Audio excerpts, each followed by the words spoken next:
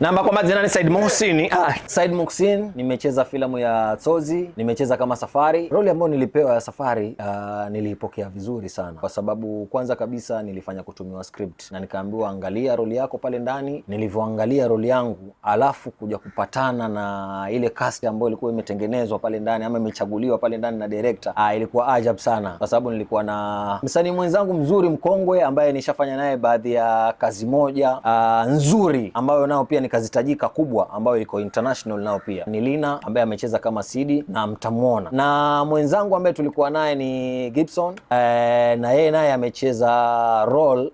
Yeye amekuwa na kutajia wale watu ambao walikuwa katika zile role kubwa watu ambao wamefanya kazi kubwa yeye naye pia alikuwa main character, na yeye naye pia amecheza kama anacheza kama Amod. Casting ambayo ilikuwa imefanywa ilikuwa ni casting nzuri sana, so ilikuwa rahisi pia kwenye kufanya zile shughuli zetu za kuifanya movie iwe nzuri, iwe na ladha na iwe ya kuvutia. So yeye pia amefunga kazi vizuri.